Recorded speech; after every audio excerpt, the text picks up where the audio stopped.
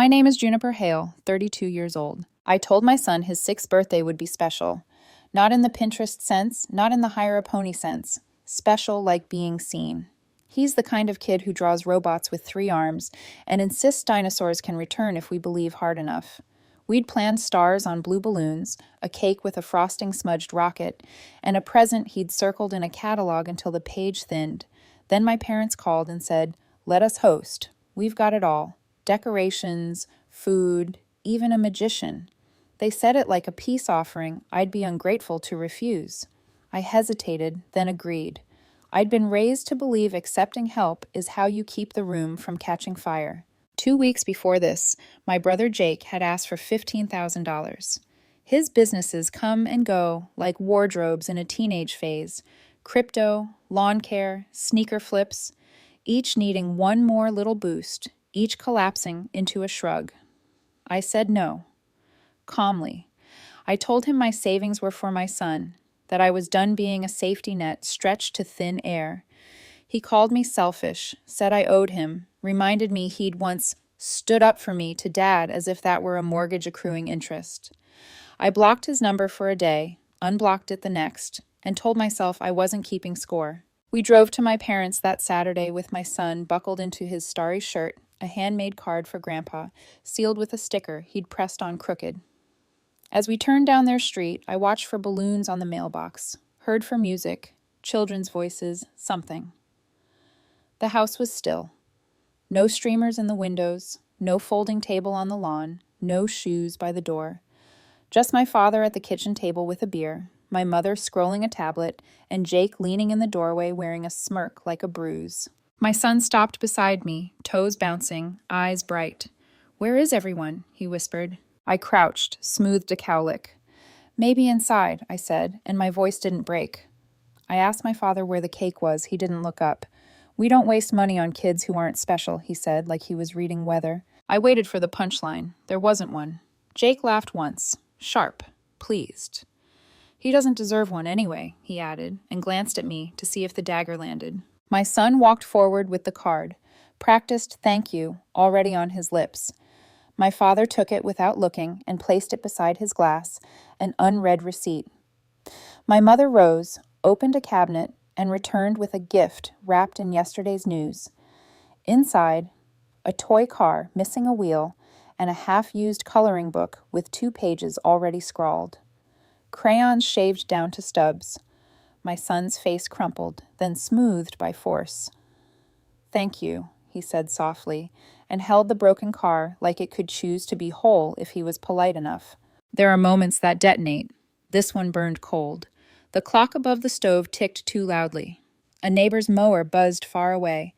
I looked at the table I'd fed with my paychecks, the electricity in my name, the internet I'd maintained because the plan was in my account. The groceries I'd stretched on weeks my mother's hours were cut. I saw the broken toy in my son's hand and realized this wasn't forgetfulness. It was a choice. I gathered our things without a speech. I wasn't going to perform for an audience that had already decided its review. Jake muttered, oversensitive, at my back. His wife cut me a pity glance and went back to her phone like she had an alibi. My mother asked if I was really doing this, as if handing a child a half-used book was a misunderstanding we could laugh about later. My father lifted his beer and stared past us into nothing, as if we were weather too. Outside, the winter sun made everything look honest. In the car, my son kept the toy car in his lap. "Can we get a cupcake on the way home?" he asked. "A real one?" "We can get 12, I said, and felt something click in my chest like a latch. We bought cupcakes with uneven frosting and wrote his name in blue sugar. We played dinosaur documentaries too loud and sang off key. He fell asleep on the couch with a smear of frosting on his cheek and the new toy I'd hidden in my coat trunk tucked against his ribs. The broken car sat on the counter, wheel missing like a metaphor that refused subtlety. When the apartment was finally quiet, I opened my laptop in the safe in my closet. A folder waited, documents my lawyer and I had been assembling for months. I'd given my parents and Jake small shares in my consulting company years ago, a guilt gift I labeled gratitude, a way to keep the family peace by letting them say they helped. In practice, it meant personal withdrawals without notice, client dinners charged to the corporate card, and a constant undertow of insinuation. Family keeps family safe, and safety is measured in dollars. I stared at the paperwork, at the clean serif type, at the structure that could hold a decision without me apologizing for it. I wasn't angry, not in the wildfire way. I was done. There's a difference you can feel in your bones. My phone buzzed. Noah, my boyfriend, texted from an airport gate 3 time zones away. How'd it go? I typed. We left. It was bad. He was brave and sent a photo of our sleeping son with a frosting comet on his cheek. I'm sorry, Noah wrote. Back tomorrow. I'll cook something he can't stop talking about. You good? I will be, I answered. 3 dots blinked, disappeared, returned. Proud of you, Ed. Another notification. My mother had posted a filtered photo of a candle with the caption, Family First. Beneath it, a heart from Marissa, the woman Noah used to date, still orbiting our social maps like space junk. I watched the heart pulse for a moment and set the phone face down. I wasn't going to fight a war in a comment section. I locked the apartment door, checked the chain, and poured hot water over tea leaves like ritual. At the table, I listed what needed to be severed: shared accounts, joint tabs, dormant emergency cards. My father had insisted be available just in case. I circled shareholders meeting and underlined access revocation. I wrote Jake, no, in block letters so large it cut through the page. When the kettle clicked, I thought of the last 2 weeks, the ask for $15,000, the insult, the way cruelty had been rationed into my son's hands and expected to taste like cake. I thought of all the times I confused appeasement with love, contribution with belonging. I thought of the broken wheel. I tucked the legal folder back into the safe and left it open, like a fire extinguisher in plain sight. Tomorrow, I would stop being a bank with feelings. Tomorrow, I would stop treating my signature like a family heirloom to be borrowed when convenient. Tomorrow, I would choose severance over sentiment. In the bedroom, my son turned and murmured. Dinosaurs can come back, he said in his sleep, small and certain, if we believe. Maybe, I whispered, sitting on the floor beside his bed, but we don't need them to. We've got tomorrow. The apartment settled, pipes sighing like tired lungs. Outside, someone laughed on the sidewalk. A car door thumped closed. Winter pressed its face to the glass and fogged it with a slow breath. I put the broken car into a drawer, not to keep, but to remind. Some things are designed to roll forever. Some are proof you were right to walk away. When my phone rang again, I didn't check. I knew, with the grim precision of a storm forecast, that in 48 hours Jake would call and ask for $20,000, that he'd talk in bullet points, 3 months behind, landlord threatening, wife on the verge of leaving, throwing numbers like darts, hoping one stuck. I knew I would let silence answer first, then paper. I turned off the last lamp. Darkness felt like ownership finally. And just before sleep took me, I pictured a conference table, a vote, a clean signature on a line that said mine and meant it. 48 hours later, my phone lit up while I was making dinosaur-shaped pancakes that came out looking like geography. Jake's name filled the screen like a warning label. I let it ring once, twice, and answered on the third as if I'd been interrupted mid-thought, not mid-boundary. I need $20,000, he said without hello. His voice had that quickened rhythm of someone rehearsed. For rent, 3 months. The landlord's done playing nice. We have until Friday. I pinched the bridge of my nose and watched the batter bubble into continence. What happened to the lawn care, the truck Dad co-signed for? Folded, repossessed, he snapped. Don't make this about the past. I'm standing in the present. I need help. What about Mom and Dad? They can't, he said, too fast. Pension's locked up. Mom doesn't want to get involved. The last line skirted something he didn't want me picking up and set it down in front of me anyway. Not involved was never the same as not benefiting. My son tugged my sleeve. Can I make a comment? He asked, already sprinkling sugar like stardust. I handed him the spoon and walked into my office, let the door hush shut, and stared at the safe. Jake, I said, calm as a hand on still water. Hold on. I put the phone on the desk, didn't mute it, and opened the safe.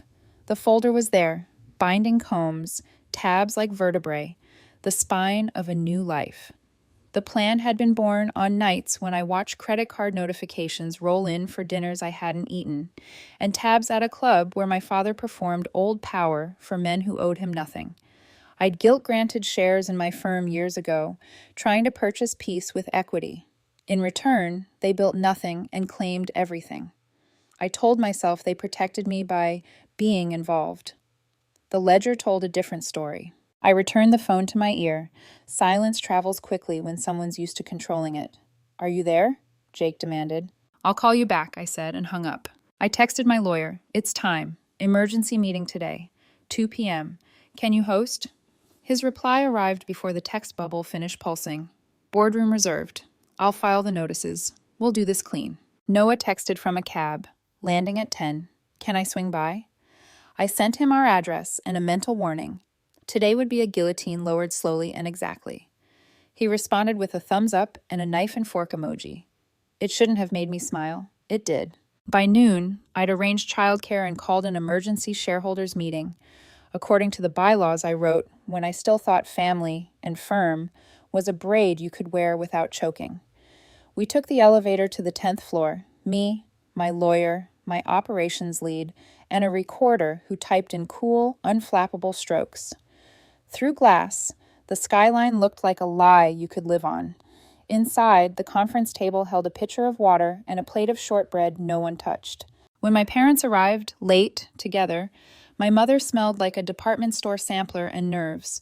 My father carried his old certainty, like a briefcase he'd forgotten was empty. Jake slid in last, hoodie up, eyes bloodshot, the posture of a man preparing to perform a misunderstanding. "I have a rent situation," he began, tugging the hoodie strings like they might ring for service. "This is a shareholders meeting," my lawyer said pleasantly. "We'll address agenda items first." I kept my voice even. Over the last 4 years, the company has experienced repeated misuse of corporate resources by non-operational shareholders. We've documented personal withdrawals, charges unrelated to business, and interference with client relations. There have been no contributions of labor, no fulfillment of any defined role, and multiple breaches of the shareholder agreement. Jake scoffed. "Breaches? Family dinners with clients are relationship building." My operations lead slid a packet across the table, highlighted line items, steak dinners after canceled meetings, club tabs, airline points attached to an account that wasn't mine. My mother's eyes flicked down the list and back to me. "You don't have to humiliate us," she said softly. "We can adjust." "Adjustments," my lawyer said, "are for mistakes. This is a pattern." He clicked a remote, and the screen displayed a timeline that made my stomach tighten despite having built it. Charge after charge, quarter after quarter, a drain disguised as support. My father tried for thunder. "You gave us these shares. Are you rescinding your gratitude now that you're successful?" "I'm rescinding access you used to make me less successful," I said. "I gave you something to honor how you raised me. You converted it into leverage." He leaned back, smile thin. "And you think you can remove us with a show?" "I think we can vote," I said, "and record that vote." The motion read like a scalpel. For cause. Revocation of shares, held by non-operational parties, for repeated misuse and failure to perform. It required a majority the three of them no longer controlled. My operations lead voted aye. My counsel, proxy for silent investors who wanted deliverables, voted aye. I voted last. The recorder's keys chirped softly, as if birds were agreeing. "Motion passes," my lawyer said. "Effective immediately. Access is terminated. Cards will decline in," he checked his watch, "about 60 seconds. Jake laughed, a bright, false sound. "You can't do this." "You did this," I said. "I'm documenting it." My phone buzzed on cue. Club tab closed. Another. Joint family account frozen. I sent the client letter I'd drafted at 2 a.m. the night of the ruined birthday, a refocus notice, a reaffirmation of our work, and a quiet promise that distractions had been removed.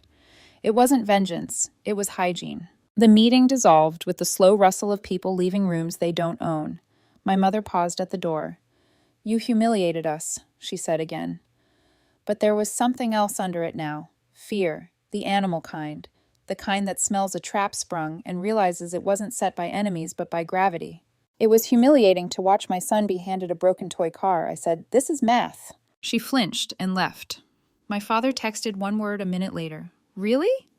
I stared at it until it became a dot in a snowstorm and then disappeared. Outside, the afternoon had the sour light of a day that won't decide what it wants to be. Noah met me on the sidewalk, scarf crooked, hair wine-tossed, warmth like a room I could walk into. He didn't ask if I was okay. He asked, "Where do you want to go next?" "Home," I said. "Then the bank. Then I need to send one more email." We ate late lunch at my kitchen table, Noah making grilled cheese like a quiet confession, my son insisting on cutting the sandwiches into rocket fins. While they negotiated over the crispest triangles, I froze the last joint account they had been draining under the label "For Emergencies." I changed a corporate password I'd been avoiding, not because it was hard, but because it meant closing the last door they could slip through and pretend they were invited. By early evening, the messages came, as scripted. Jake left a voicemail composed of vowels and fury. I let it sit. My father sent a second text with a photo of his club card cut in half on a napkin, captioned "Petty." My mother called 4 times. I picked up on the 5th. She did not ask about her grandson. She didn't ask why. She asked, "How could you humiliate the family like this?" "I protected my son," I said, "and my work. I won't apologize for cutting off hands that only ever reached to take." She went quiet. I could hear the hum of their fridge, the background noise of a house I had kept alive and walked out of.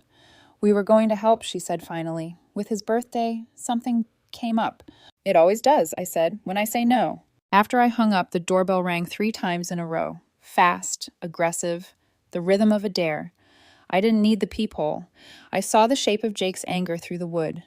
Noah stepped forward and looked at me for permission. I shook my head and opened the door enough to make a point. He shouldered past me like he still owned the space, the way he has always entered rooms, on assumption. My son looked up from the rug, Lego pieces scattered like shrapnel, smile reflexive and soft. "Hi, Uncle Jake." Jake didn't glance at him. He planted himself in the center of the room like a problem demanding an audience. "You think I'm going to lose everything and just walk away quietly?" he said, voice low, shaking. "I have nothing. No rent, no credit, no shot." I kept my body between him and my son. "You've had 1,000 shots. I spent years loading the gun and handing it back. You refused to aim. You did this," he hissed. "You and your—" He jerked his chin at Noah like a weapon. "Perfect little life." Noah didn't rise. He leaned against the counter, unthreatening and immovable. I took one step closer to Jake. "2 days ago, you let a 6-year-old be humiliated in a house I've been funding for years. You stood there and laughed. Today, you lost access to the money you siphoned. You want to tell me who did what to whom." His jaw clenched so hard I thought a tooth might crack. "You'll regret this," he said. The words were a family heirloom, polished, hollow, handed down. I opened the door. "Leave," I said, "now. Or I call the police and file for a restraining order. Choose which story you want in the record." He backed out, slammed the door so hard a frame fell. My son flinched. Noah caught the frame mid-fall and set it on the table like he'd planned to move it anyway. When the house stilled, I went to my office and opened my rarely used business inbox. 3 emails were flagged urgent. One made my face go hot. A former client forwarded a proposal from Jake Hale Consulting, offering my services at a discount. The deck was a sloppy copy-paste of mine. Same phrasing, same colors, my strategy points with his name stapled on top.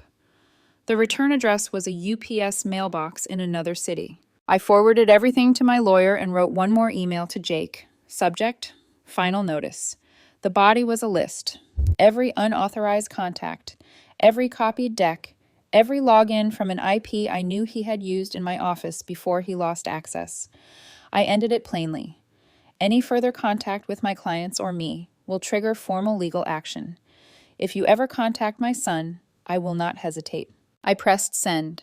Outside, a neighbor laughed too loudly. A siren moaned and faded.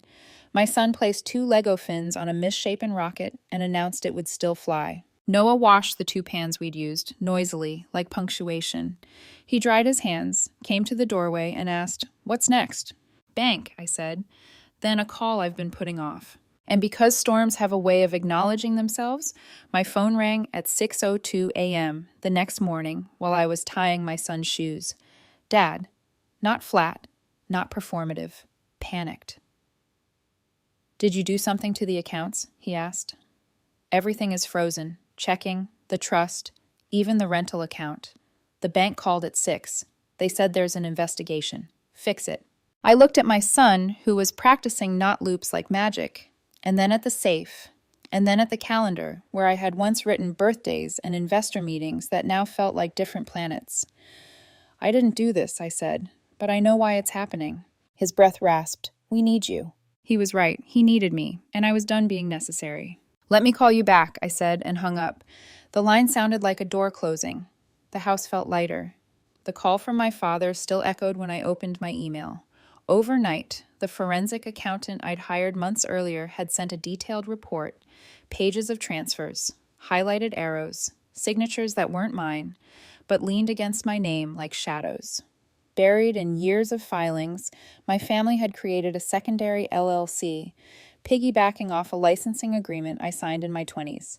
They'd funneled money through it quietly, rent checks, credit padding, even vacation tabs disguised as business development. The red flag came when Jake tried to wire $25,000 to an offshore crypto wallet. The bank froze everything, every account tied to the Hale family name. My father hadn't called because of guilt. He'd called because the free faucet was sealed shut. Noah read over my shoulder, his brow a hard line. "They built a trap out of your own signature," he murmured. I nodded, and then they tripped it themselves. By midday, I'd sent the report to my lawyer and confirmed with the IRS that the case file was already open. It wasn't revenge, it was truth. A truth they'd written in ink and receipts long before I decided to look. That evening, Jake tried again. Not with pleas this time, with theft. A former client forwarded me a proposal from Hale Strategies, a poor imitation of my own decks. Same fonts, same bullet points, even the same color palette, stripped of polish. The email came from a UPS mailbox dressed up as an office suite. I wrote one line back, subject line, "Final notice. We have documented every infraction, every forged contact, every login attempt. Any further use of my name, my clients, or my son's likeness will result in formal legal action without warning." I hit send, the click like a gavel. That night, Noah paced our small kitchen, his voice low but sharp. "Marissa knew," he said finally. His ex's name landed like a shard. "She admitted she gave Paige advice on how to spin the birthday story. She said she was just helping a friend tell her truth." He shook his head. "She thought siding with them would keep her relevant. I told her she's done, completely." I studied him, wary but grateful. So she was their PR coach. "Not anymore," he said firmly. "She's blocked. She doesn't get to stand near this." I wanted to believe him. Trust, for me, was a bridge being rebuilt plank by plank, not a tower restored overnight. But his consistency, his quiet presence, was already a kind of architecture. The next morning, my phone buzzed again. This time, the message was from Jake's wife, someone who'd stayed mostly silent through the chaos. Her text was short. "I found something. You need to see it." I didn't respond right away. My instinct said trap. But then another message arrived, a photo of a thick yellowed folder, corners bent, my company's name scrawled across the top, misspelled but recognizable. Beneath it, a document bearing my forged signature. I called her. She answered instantly, voice urgent but not rehearsed. "He left in a rush," she said.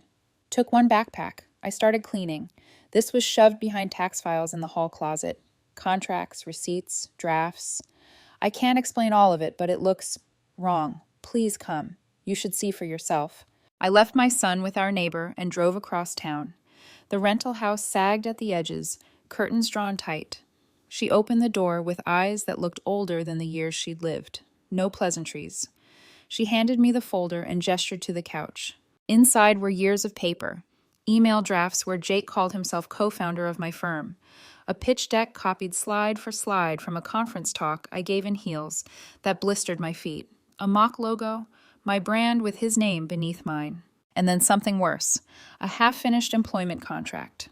The listed hire, my son, age 6, the signature line blank. The room tilted. My hands shook against the paper. "He tried to use my child," I whispered. She nodded, eyes down. "I think he opened an account too. In your son's name. I found statements. At one point it had over $40,000. Now it has 12. I snapped photos, logged each page, slid the originals back into the folder. My lawyer would need them whole. Evidence, not relics. Why are you showing me this now? I asked. She swallowed hard. Because I'm done covering. I have a daughter to think about, and he's not coming back. I left with the folder under my arm, its weight heavier than any suitcase. The sky was low, colorless, a ceiling pressing down. In the car, I texted my lawyer. Emergency filing tonight. Fraud, forgery, identity theft, minor exploitation. His reply came within minutes. Bring everything. We'll move fast. Driving home, I realized I wasn't shaking from fear anymore. I was shaking from clarity. They had crossed the last line they could. When I walked into my apartment, my son was on the floor with his Legos, piecing together a crooked spaceship. He looked up, smiled, and said, "It can still fly, even if it's missing a piece." I knelt, kissed his head, and whispered, "So can we." The folder sat heavy on my lawyer's desk, papers fanned out like a crime scene. He wore gloves while cataloging them, as if the smudged signatures could bite. Each page told the same story. Jake wasn't just reckless, he was deliberate. The fake co-founder titles, the plagiarized pitch decks, the forged contracts. But it was the documents with my son's name that made my lawyer's jaw harden. "This isn't just fraud," he said.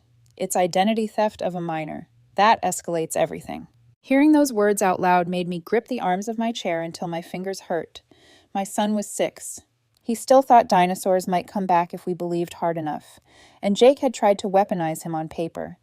I remembered the birthday, that broken toy car, and it hit me like a second betrayal.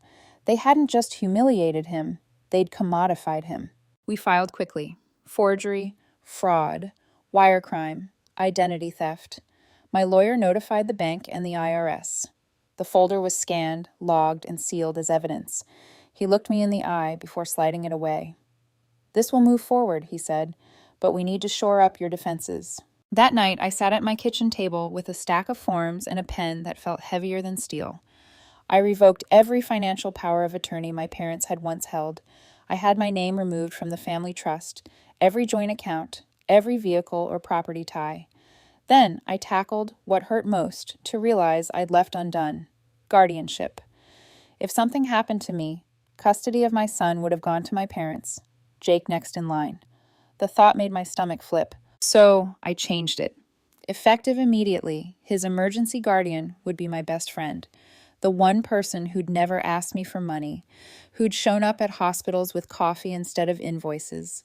When I told her, she cried, said she'd be honored, and promised she'd keep pancakes stocked for Saturday mornings. I also rewrote my business succession plan. If I was gone, she'd run it until a trusted board stepped in. My son's inheritance was separated, secured, ring-fenced with legal steel. No one with my bloodline but him could touch it. Noah came over late, shoulders tight from a long day.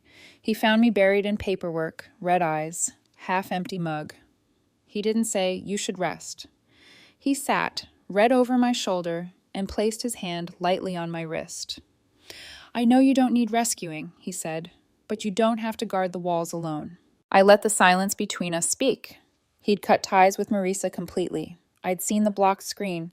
His presence wasn't a fix. It was ballast. The next morning, my lawyer called with another update. My parents had contacted an attorney about grandparent visitation rights. I almost dropped the phone. The same people who told my son he wasn't special, who gave him half-used crayons on his birthday, now wanted legal access to his life. "They have no case," my lawyer reassured me. "No caregiving history, no consistent visits. And with this documentation, any judge will see through it." Still, the attempt stung deeper than I expected. Love wasn't what they wanted. Access was.